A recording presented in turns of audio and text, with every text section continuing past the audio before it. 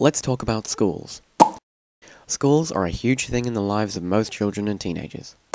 Laws in America require children to attend some kind of school. Most American schools have the same system. The kids do homework based upon lessons that are deemed important by the teacher. The teacher is advised by the Board of Education. If students get a C or higher, they are usually promoted to the next grade after 9 months. It's not the best system, but most kids learn how to handle it. However, some groups of students struggle with school systems. One of these groups are students with disabilities. Hi. Now, oftentimes when we think of disability, we probably think of someone in a wheelchair, like this. But in reality, students also have emotional and mental disabilities that make class harder. The good news is that there is a system that allows a student to tell a teacher if there is a problem and that they need help. I need help. No problem. But sometimes, usually with older teachers, they would rather just not deal with it, even if it means the student does poorly in school. This is one way ableism, or discrimination against disabled people, happens at schools. Oh. Now, as I said, there is a way that a teacher can learn if a student needs help. It is in fact one of the few displays of democracy still alive in schools. By democracy, I mean that everyone gets a chance to have their voice heard. As Americans, we value our right to be heard, but that right is often left out of the school system. What we're about to show is one of the few exceptions.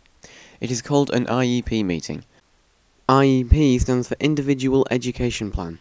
This meeting consists of the student if they're older than 14, the parent or parents, the teacher, the principal, and anyone else the parent thinks can help the student.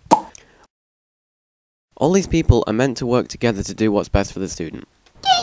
But sometimes a school doesn't have an IEP system, or doesn't follow through with it. This sometimes happens due to lack of funding in the school, which is understandable. Other times though, it is merely done because others don't wish to deal with a disabled student. This is another way ableism is in American schools. Oh. This can happen in any school, but it's more often seen in small town schools than in private schools. So why does this sort of thing happen?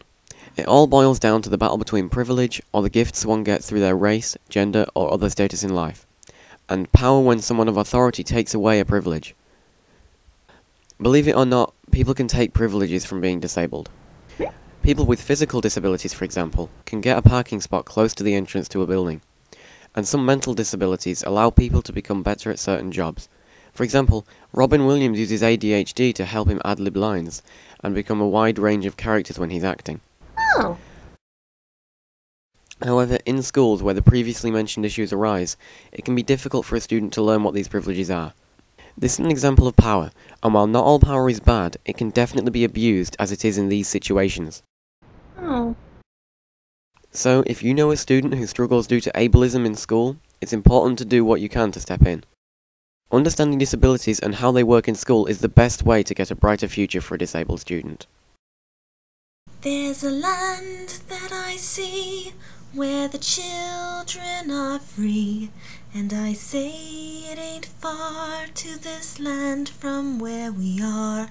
Take my hand, come with me, where the children are free. Come with me, take my hand, and we'll run to a land where the horses run free, to a land with the green country, to a land with the shining sea, to a land where the children are free, and you and me are free to be you and me.